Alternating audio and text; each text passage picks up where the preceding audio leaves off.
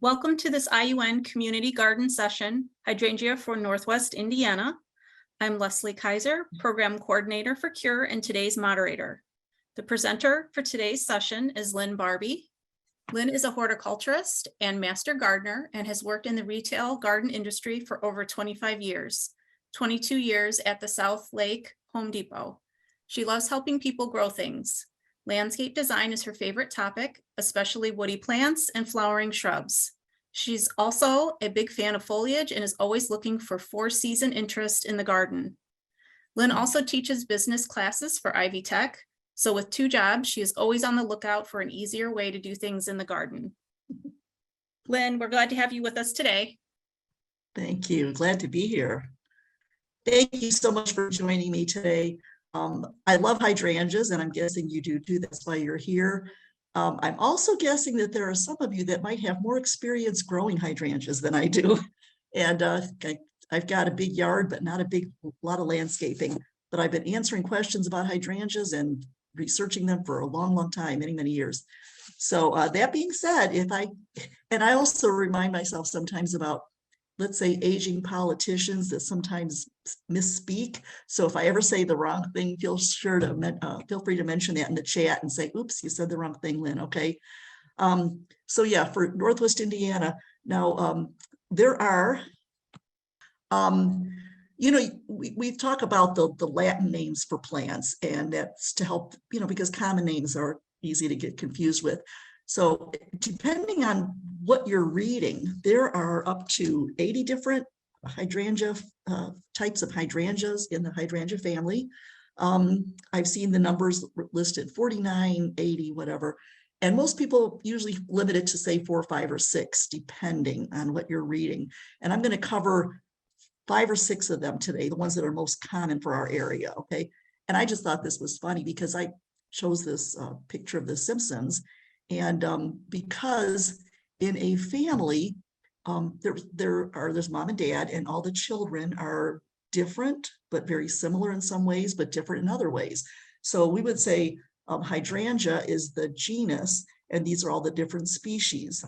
And so I'm thinking, and they have names. They have names, and they're named because of certain characteristics. So what's the young guy's there named? Bart. We're going to call him Serrata because he's got the serrated hair. I don't know. I just thought that was kind of funny. But you can see what I'm saying is in a family, there are similarities, but also differences. So the first thing I want to talk about, this is probably what most people think of first when they think of hydrangea, the big balls of flowers. And in our area, they are not necessarily blue. We'll talk about that more in a little bit. But they're called macrophylla because, or some people say macrophylla, macro meaning big, phylla meaning leaves. So they're also called big leaf hydrangeas, mophead, hortensia sometimes, which just means garden. So they're garden hydrangeas, and those are probably the most common, but they bloom on old wood. We're going to talk a little bit more about pruning later. One of the most common problems with these hydrangeas in our area is that winter is hard on them and they don't always bloom. So we'll talk about that in a little bit. They are also one of the 2 types of hydrangeas we'll be talking about today that you could change the color of the flowers. Not all hydrangeas can do that, but this is one of them, the hydrangea macrophylla. So a macrophylla has, some of them have lace cap blooms and some are the mophead flowers. And this will give you a little bit of a description here. When we look at the flowers of hydrangea, what we're looking at are 2 different things. And by the way, this is a fun way to mention these, what looks like big petals here, those are actually called leaf bracts, B-R-A-C-T, leaf bracts. They are not really, they're actually sterile flowers. And the ones in the middle, the little tiny buds, are actually the fertile flowers. So the lace caps will attract more pollinators. See, they've got more access for pollinators, and the big mop heads don't have all the little tiny fertile flowers in the middle. And just a little bit of trivia, there are other plants that are formed this way. The most common one, I would say, or the most probably surprising one are poinsettias. When you look at a poinsettia, those big red flowers, we call them flowers, are actually modified leaf bracts. And the little tiny yellow things in the middle are the flowers. Dogwoods are that way too. And also, I didn't know this until recently when I was doing some research, cannabis, the little buds in the middle are the fertile ones. And then they have also sterile flowers on the outside. That's kind of interesting, huh? So we've got lace cap blooms and mophead blooms. There's Hydrangea paniculata is probably the second most popular one. And that one, you cannot change the flower colors on it. However, the flowers do kind of evolve into a pinkish color. Sometimes they'll start out bright green. Hydrangeas are very, very popular these days, very popular, and they're coming out with new varieties all the time. This is Limelight, and Limelight is probably the best-selling hydrangea of all time. And you see, when we say paniculata, the word panicle means like a branching effect. So that's why it's called paniculata, and sometimes called panicle hydrangeas. You can't change the color on these. Like I said, they will be white or bright, or they'll be green. Some of them will change on their own. There's different varieties. Like there's one called Quickfire that is quick to turn pink and red in the fall. And then there's Little Quickfire, which is actually hydrangea of the year. And it gets about 3 to 5 feet tall. That's another thing about these hydrangeas. They come in so many different sizes, and the breeders are coming up with new sizes or better sizes all the time. Now, when I mentioned the macrophylla hydrangeas, they bloom, we'll talk about this more later, they bloom on old wood. This is the panicle hydrangeas will bloom on new wood. Something to keep in mind. I've got a chart later on. Let's see here.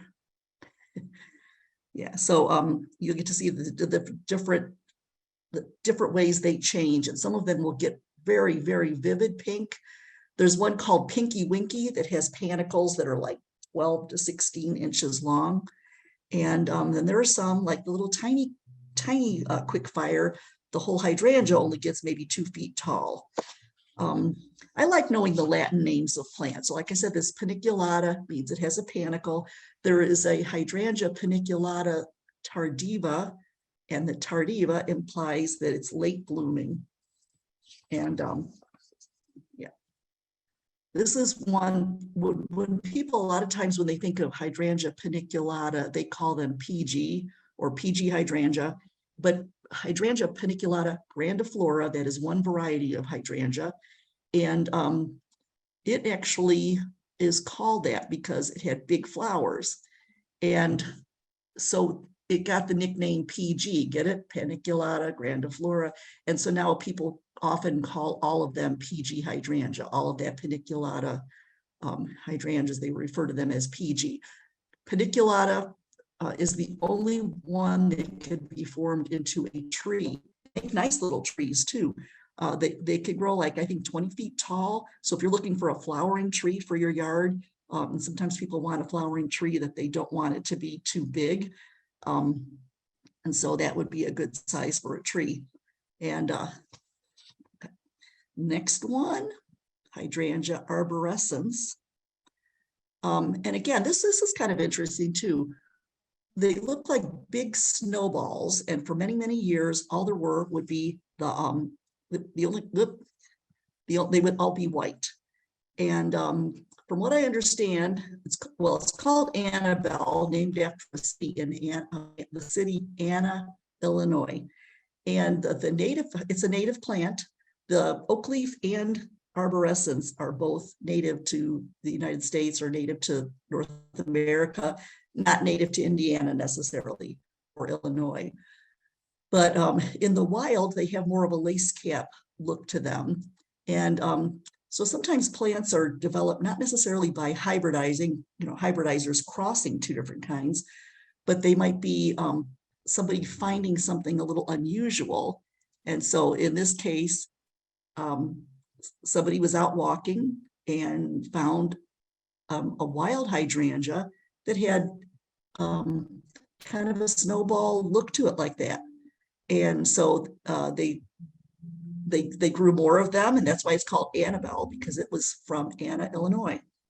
But the native hydrangeas, the native arborescens hydrangeas, and arborescens just means garden hydrangea, but they are often called Annabelle, all of them now.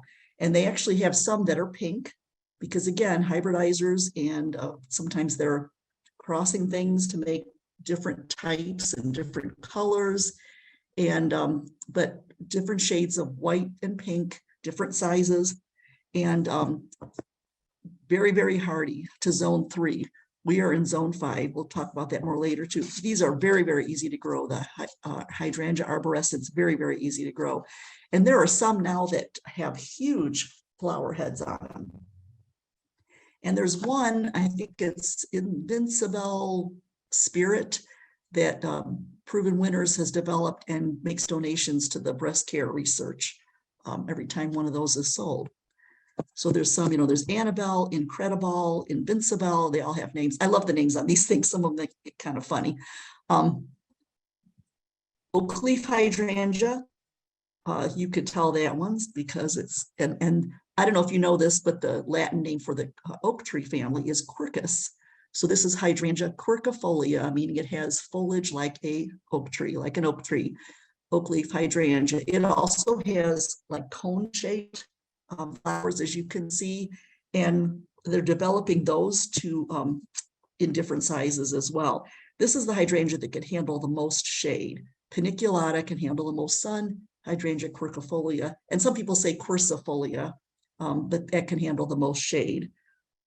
So sometimes these get up to 10 feet tall, but there's are hybrids out there now and selections out there that are also very, very small. I think maybe 3 feet might be the smallest that I know of. Hydrangea serrata, serrated leaves, also called mountain hydrangea. This is probably one of the most hardy ones, simply because it's not native to our country. It's native to Asia, like I think Korea, Japan, and so it's used to growing on mountains, and so it's very cold hardy, and it's got a lace cap flower like that. It blooms on old wood, which means that if it dies back during the winter, no problem, because it'll bloom all along the new stems as well. There's a Proven Winners series called Tough Stuff that has blooms on old wood and new wood, so all along the stem. So even if it were to die back during the winter, which is a problem with hydrangeas, some of them, and you've probably seen that on roses, and a lot of plants just die back during the winter if it gets really cold. But the buds on these things are very cold hardy because of where they're native to the mountain areas. This is the other one. This one and the lace cap, see, there I go. This one, the serrata and the macrophyllas, are the two that can be blue or pink, and you can change the color by playing with the soil pH. We will get into that in a little bit more in depth later, okay?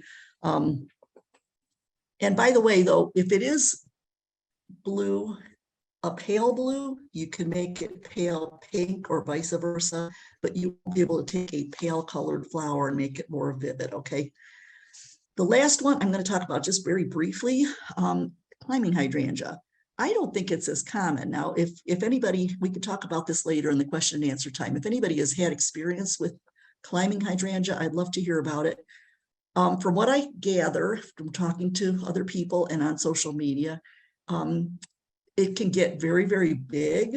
It can be kind of aggressive in some places, but others have said it's just very, very slow. Like a lot of shrubs and perennials in particular, you might have heard this saying, the first year it sleeps, the second year it creeps, the third year it leaps. So in other words, it grows by mathematical progression, I guess you'd say. And so it takes a while for it to get off the ground. Oh, I didn't mean that intentionally. That's not a pun. But it takes a while for it to get going and actually produce flowers for some people. But I noticed that Proven Winners, which is one of the biggest and most popular, I would say, plant growers or plant hybridizers, they don't even sell it. They have a false hydrangea, which is, I can't even say it, schizophragma. And so I'm guessing maybe they just haven't taken the time to play with it or something to make it.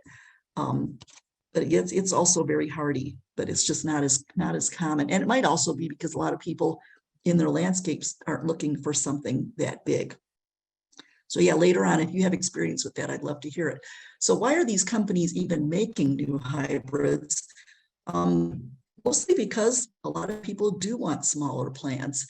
I have to laugh because burning bush was a very, very popular plant many years ago until they stopped allowing it to be sold. I don't know if they've changed their mind on that.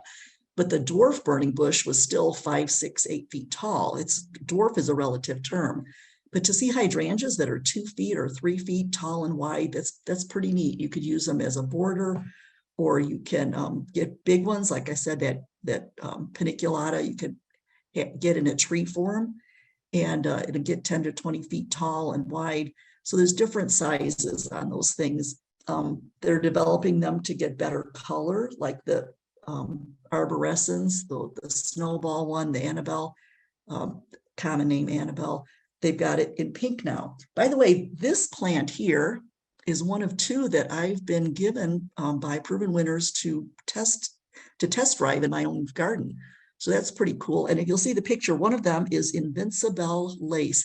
These breeders, when they come up with a name, they put them in a series like Tough Stuff. There's Tough Stuff, Aha, and there's one called Wee Bit Grumpy and Wee Bit Giddy. I don't know where they come up with these names, honestly. But Invincible is a takeoff on Annabelle. That is a smooth hydrangea, our Annabelle hydrangea arborescens. And then that little puffer fish over there is a paniculata. So they sent 2 that were very hardy in our area. Both of those will bloom on new wood. So I don't have to worry about having it die. But yeah, it's kind of neat to be given 2 plants, and I guess they're going to probably want us to report on those. I don't know. They're also developing hybrids for better disease resistance. This is true not only with hydrangeas, but all kinds of plants. I've seen it with weigela, roses. They're coming up with things all the time. Butterfly bush comes out with, they've gotten smaller ones now. But the thing with hydrangeas, they're also looking for things with more substance. That Annabelle hydrangea that I showed you with the big white flowers, beautiful, beautiful plants, but it had a tendency to get such big flower heads that they would actually flop over. And of course, that takes all the fun out of it. So they would have plants that have thicker stems and more substance to them, so the stems will be stronger. I've not seen them play much with foliage color like they do with other plants. Weigela has variegated foliage. I love variegated foliage. But hydrangeas are pretty much, they're all green. And but like with the oak leaf, yeah, hydrangea has beautiful fall color. So yeah, always be on the lookout for new hybrids. So one of the problems with hydrangeas can be chlorosis, which is the lack of chlorophyll. Now the leaves on the left, you can see, have a nice green, rich green. The ones on the right have dark green veins, but the rest of them are brighter green, and that's because it doesn't have enough iron in the soil. And there are ways to take care of that. We'll talk about that in a little bit. As far as disease, I don't know much about that they get very many pests. I guess deer like to eat hydrangeas, though. They like to eat the new foliage and nibble on the buds, which can, of course, cause them to not bloom the following year. As far as diseases, leaf spot is probably the one that I hear about the most. I should have taken a picture of that. I don't have a picture of that one. But leaf spot, and that's usually caused by a humid climate, humid conditions like hot and humid, which we get a lot during the summer. It won't hurt anything. And so just unless you really don't like the way they look, you could just take off the bad leaves, but you wouldn't want to take too many leaves off at one time. Okay, this is, I wanted to mention to you the proven winners. And well, there are several breeders out there that have good newer type hydrangeas, but Proven Winners has a wonderful resource on their page called Hydrangeas Demystified. And I guess we're going to be sharing that later in an email that goes out afterwards. But this is page 1 of a chart, like a dichotomous chart where you follow the questions. Why isn't my hydrangea blooming? And the first thing you do is ask the question, well, I've got this one, that one, or the other one, and then follow along the line. And usually the biggest question is, well, when did you prune it? Because hydrangeas, if you prune them at the wrong time, they won't bloom the following year. Okay, so let's see here. So there's more to it than just the pruning time, of course. There will be the soil, the pH in the soil and that. But always look at the plant tags. We are in zone 5. Well, some of us might be in zone 5A or 5B. I think part of Chicago might be in zone 6. Can that be right? 6, not Chicago, 6. Well, depending on if you have microclimates, you know, they always say, is it cooler near the lake or warmer near the lake or whatever? But know what zone you're in. And that's really important to know. And there are microclimates. So like that big old band of dark green is, you know, look, you see Illinois and Northwest Indiana right there in zone 5. But depending on where you are, you might have an area out, you might be out in the open and have it colder if your hydrangeas are planted closer to your house or they're sheltered by another building. It'll be a little bit warmer there. And that's important to know. You should always look at the zone on any plant that you buy. I see this all the time, people buying something in the garden center.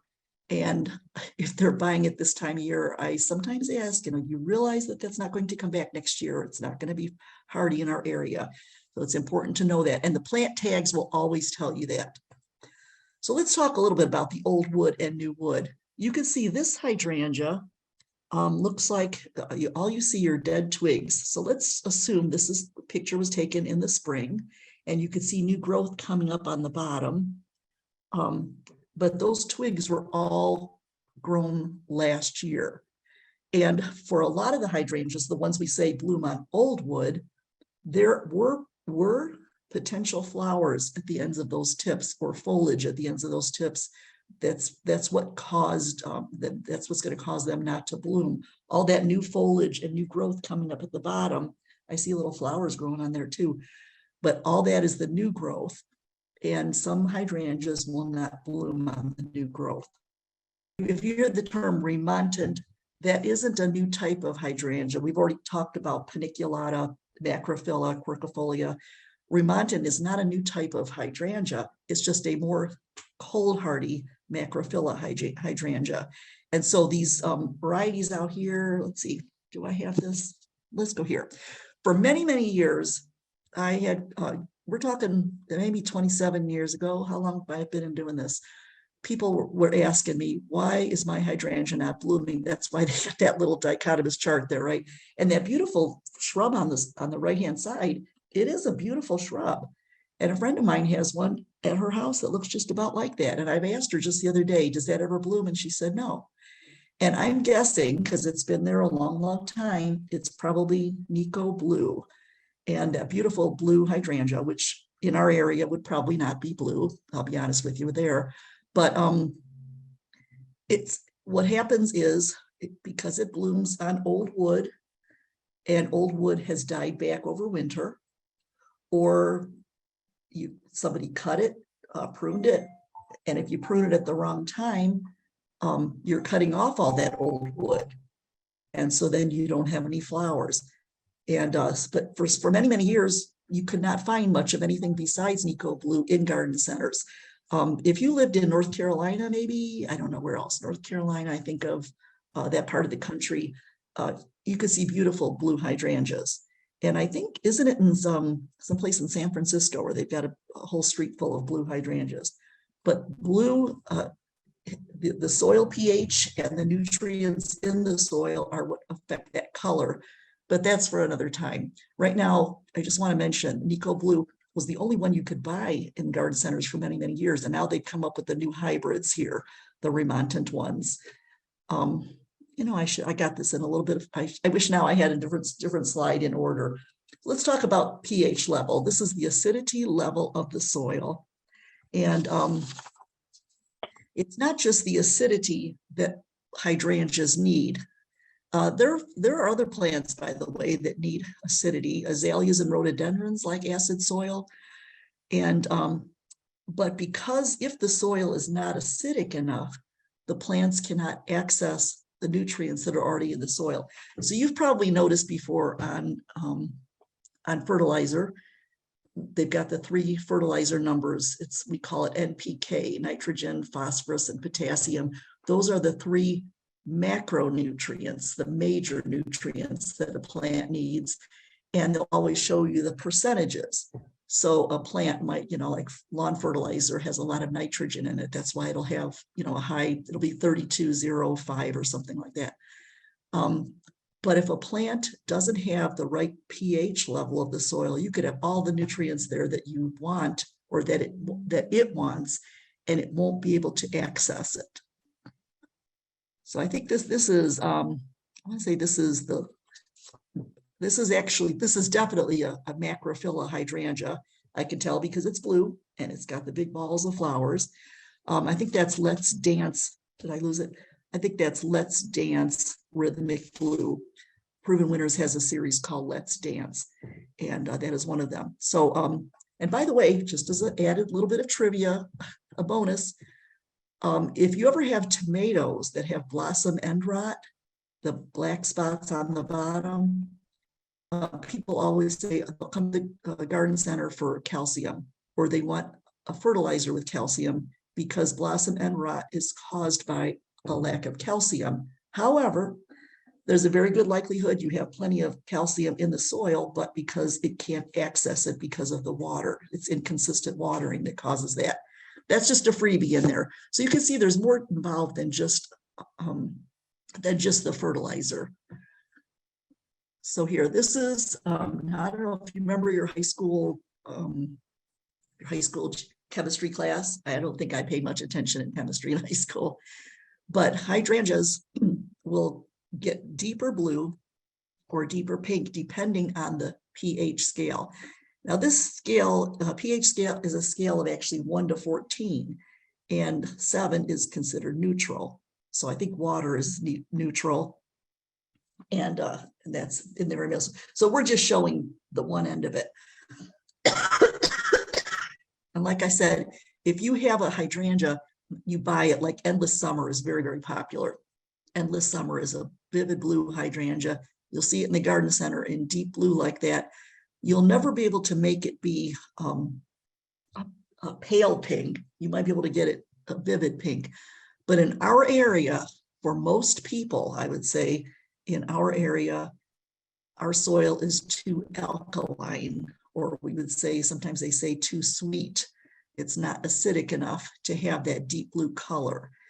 And yeah, so there are things you could do to make it more vivid blue, but I'll be honest with you, you have to, it's a constant battle because you have to keep adding things and you have to repeat it year after year, because whatever you add to the soil, like here, you could use a soil acidifier. You could buy bags of something that will say soil acidifier, and it's very possible it's an aluminum sulfate or a combination of things.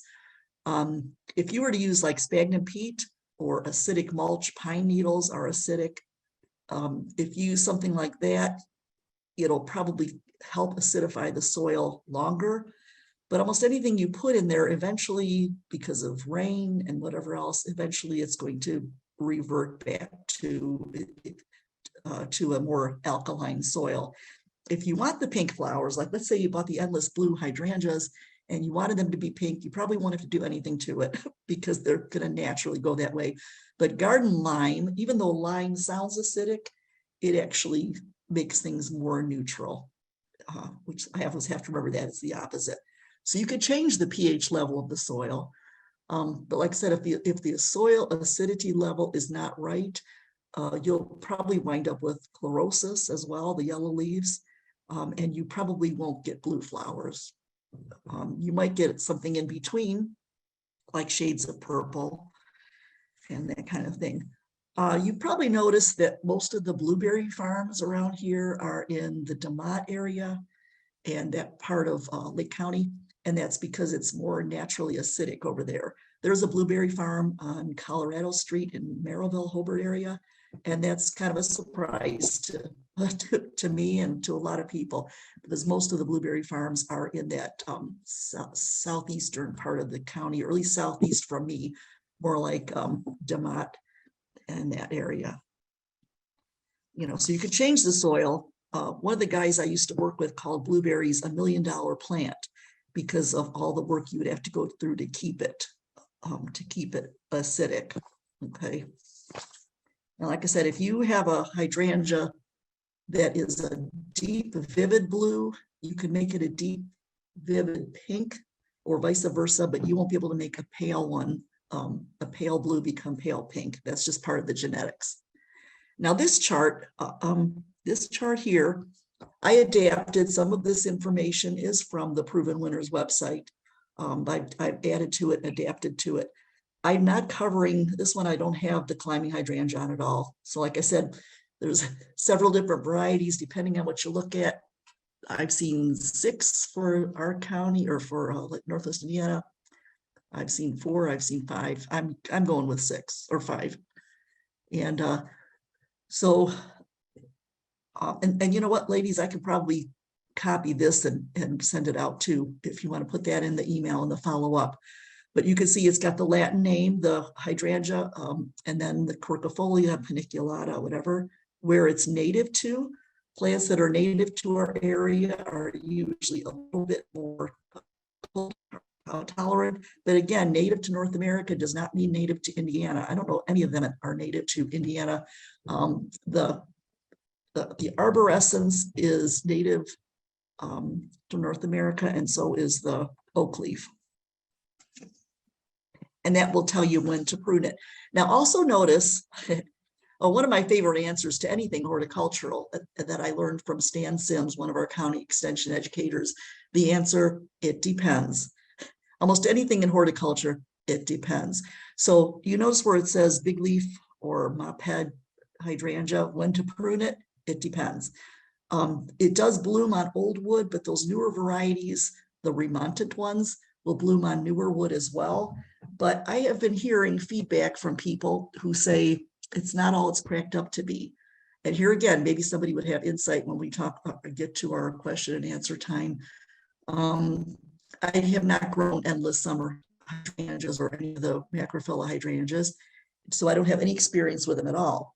But I've heard people say, and I'm not surprised to hear this, anything that says it's a reblooming, whatever, I'm suspicious that, does it really bloom the second time around like they say it's going to? Or I've heard that the endless summer and some of those others, they will bloom again, but a lot of people still suggest covering them. Now, I don't know about you guys, but I don't like looking out my window and seeing plants that are covered with burlap or covered with whatever.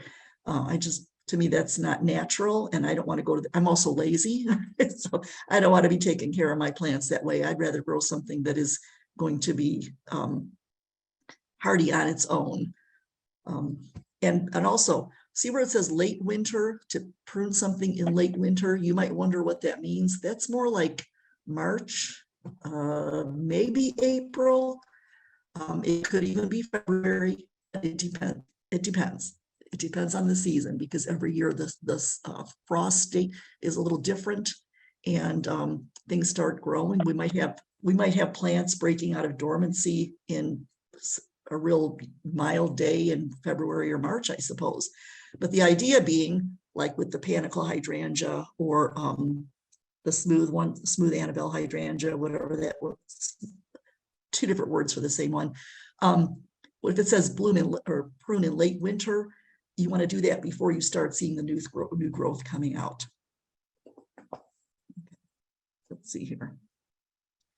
Okay, this is just a general rule of thumb when it comes to any shrubs that bloom. Okay, the rule of thumb, prune it after it's done blooming, because it doesn't really start developing flowers right away. Like think of a lilac, for instance. Let's say lilacs and weigela.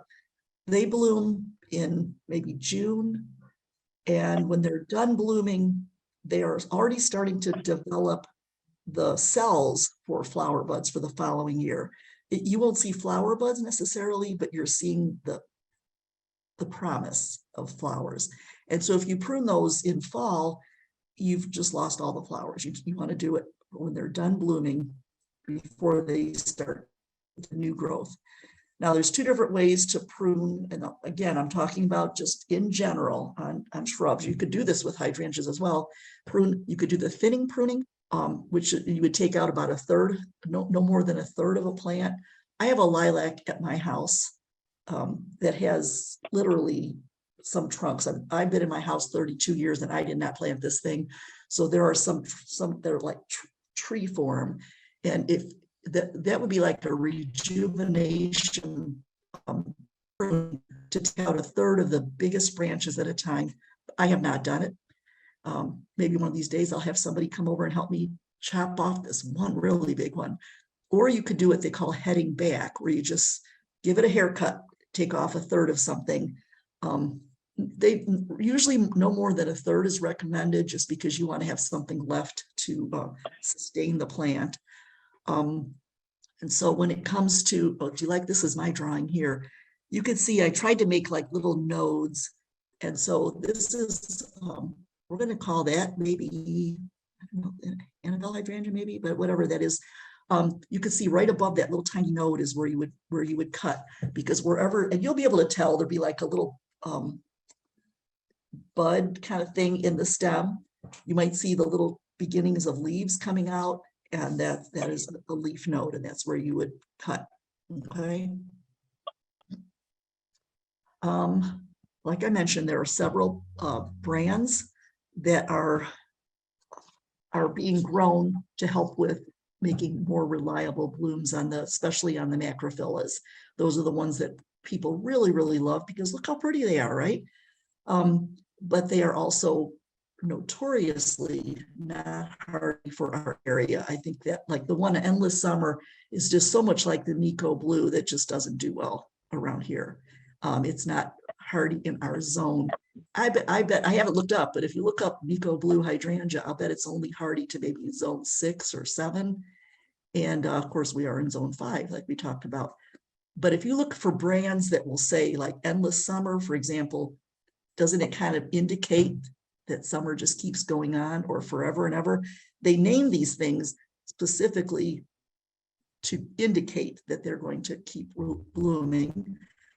Or the tag will say, the tag or the advertisement will say blooms on old wood and new wood. And like I said, I don't know if it's as reliable as people say it is. I'm hearing that gardeners are still covering them up, but it's still worth a try there. You'll have better luck with these, let's say.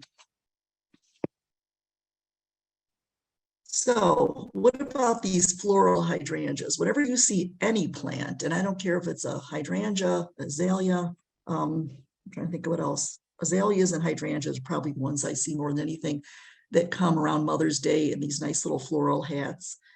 I won't say they're not going to grow outside, but chances are they're not. They will grow for a while. You might not get flowers on them. We actually had one at work that they took the rest of them, put them outside. I don't know why, with the rest of the spring plants. And whenever I see a customer getting ready to buy them, I say, were you gonna plant those outside? Because you might want to, be careful. Well, I actually pulled the tag out on one of them, and it had a variety name. Sometimes they won't have the zone. It might just say, the variety. And I can't remember what it was, but then I can quickly Google and find out hardy to zone 6 to 9. And again, so I said, okay, we're in zone 5. So chances are that is not going to bloom.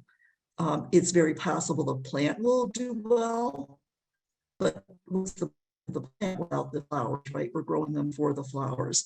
So don't take chances on a floral hydrangea. When you see them like this, they're considered a gift item, a florist item, like you go to the florist to buy a gift for somebody for Mother's Day. And that's when you usually see them Mother's Day and the holidays. This is also something I'd be careful about. Now, these boxed plants, I have my notes here on the screen and I'm flipping things. Okay. These boxed plants, I look at for only $9.98, right? So they're dormant. And so if you can buy a plant like that, and look, that has nice green foliage on it, you could take your finger and scrape the stem and see if it's still got some fresh wood in there. And then I'd say, sure, yeah, what a good deal, right? And you could buy a lot of, if you have a big area to fill, you could buy a lot of plants, but take a look at that. What does that say down there? Nico Blue. These plants, I want to say, I don't know if there's something like, how copyright laws are for plants or for books and songs and movies and all that. I kind of want to think that these might be plants that are they're either in the common domain now, or maybe it's just that they're so common that they could sell them cheaper. And I don't know. But whenever you see boxed plants like that, you're going to notice they are the more common, tried and true varieties, but you're not going to get the new hybrids in a box. You're not going to get the beautiful variegated foliage. You're not going to get the disease resistance. Lilacs come in boxes like this, and that would be perfectly fine if you wanted to make a screen across the back of your property with lilacs, or even with hydrangeas, except for the fact that these hydrangeas will probably not bloom. Okay, so now I'm going to do a little quiz, okay? Now that we've talked a little bit about what these hydrangeas are, I have 5 or 6 of them to see if you can guess. See how well, I guess you can see how well I did as far as explaining. So first one here, what kind of hydrangea is this? Now the flowers on that, they do have panicles, and you might also see that there's a little bit of color to them. So you might think Macrophylla because of the color, or Serrata because of the color. It does not have, but it's got a panicle type flower. So remember I said though that the only kind of hydrangea that can be made into a tree is the paniculata. So this is paniculata quickfire. Remember I told you that some of the panicle hydrangeas will turn from a white color. Sometimes they start out, there's so many different kinds. I didn't want to go into explaining different ones. There's so many different kinds, and there's newer ones coming out all the time. The paniculatas have a panicle type, big old cone type thing of flowers. And this one would have started out with like a bright green, lime green flowers, and then changing to this pink color. But panicle hydrangeas are the only ones that can be made into a tree form. Let's go to the next one here. Okay, what kind of hydrangea is this? So this one is Macrophylla. And the reason I would say you could identify it, first of all, it does have the big mop head flowers, which not all Macrophyllas do.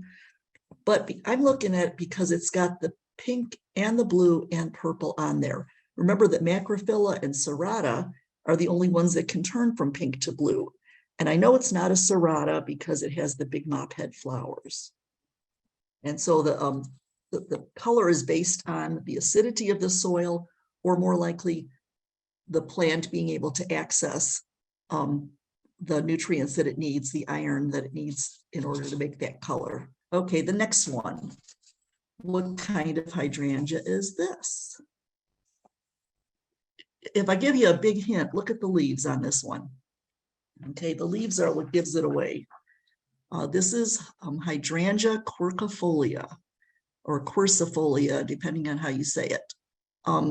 Has the leaves like an oak tree. The quercifolia also has the most beautiful fall color.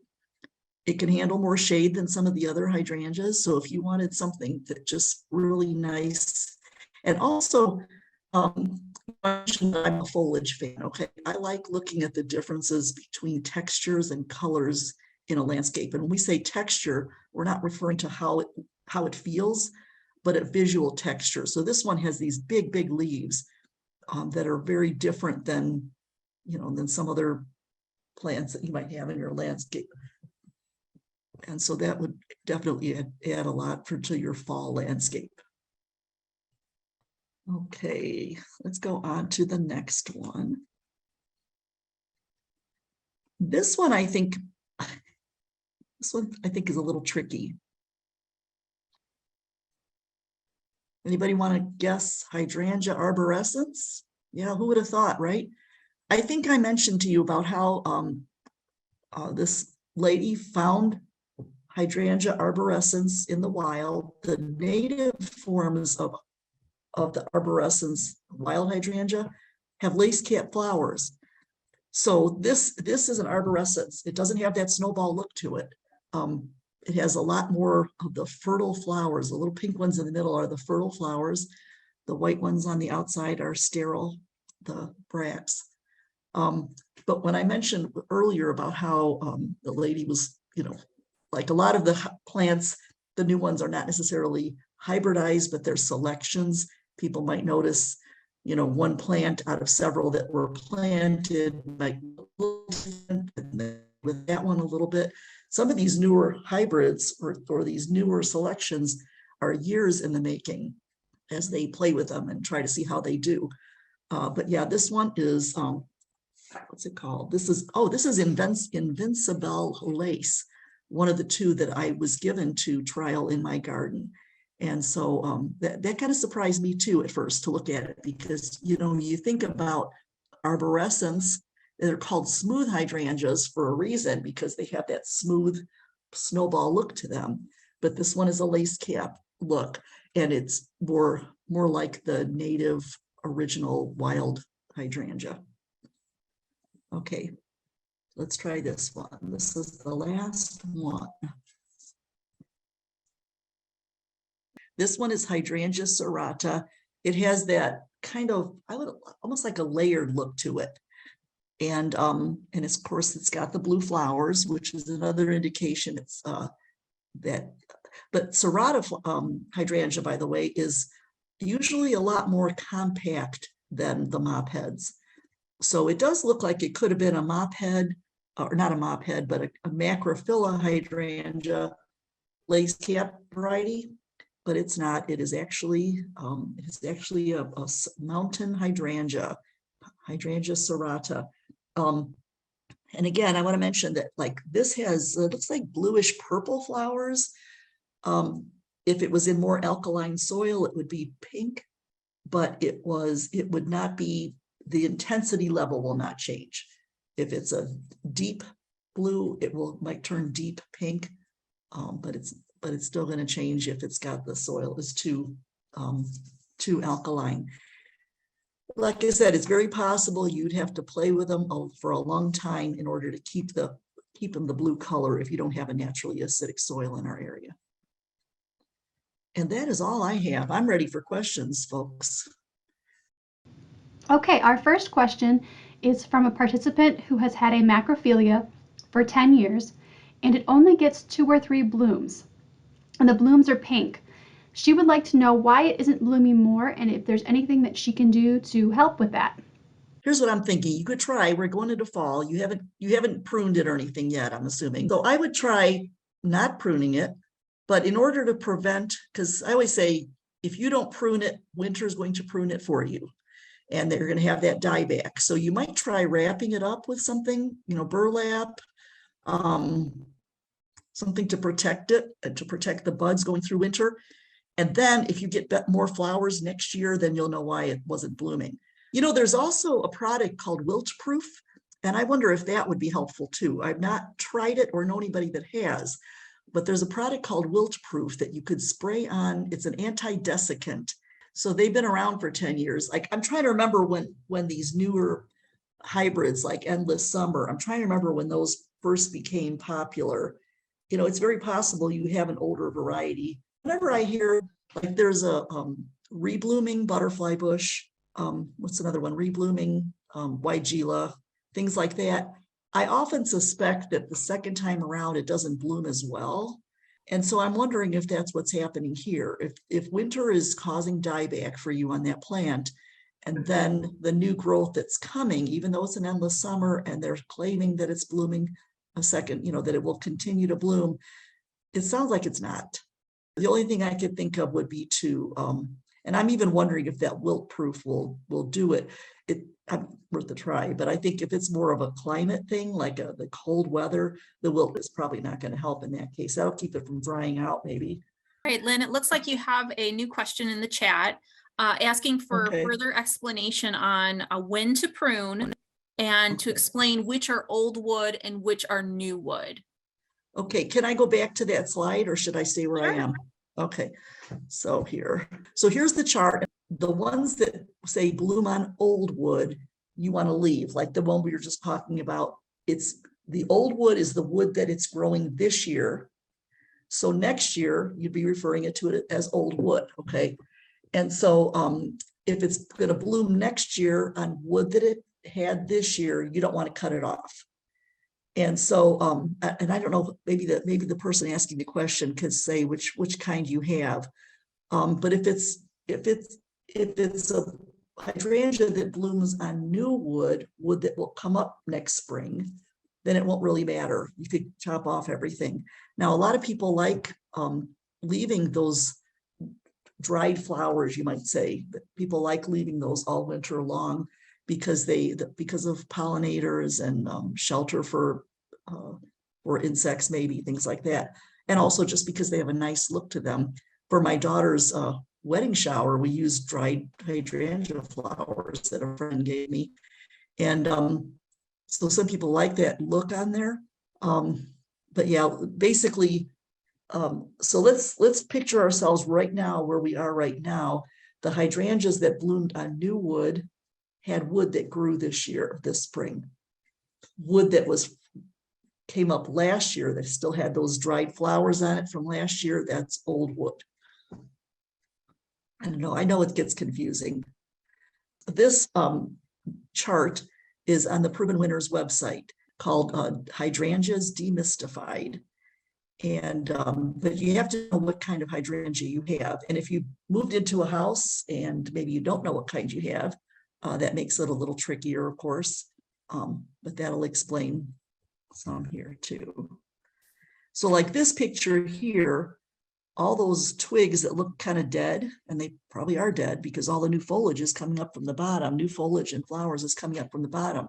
So that dead stuff up at the top is what grew last year. It had flowers on it last year, maybe, or maybe the flower buds were dead from the year before, because it becomes an endless cycle. If you've got a beautiful shrub, like this one here, it's got that beautiful shrub, no flowers, but it's trying to develop flower buds for the following year, and it's going to probably die this winter as well. So every year, the stuff the beautiful foliage you're getting is killed by winter, or you're pruning it off.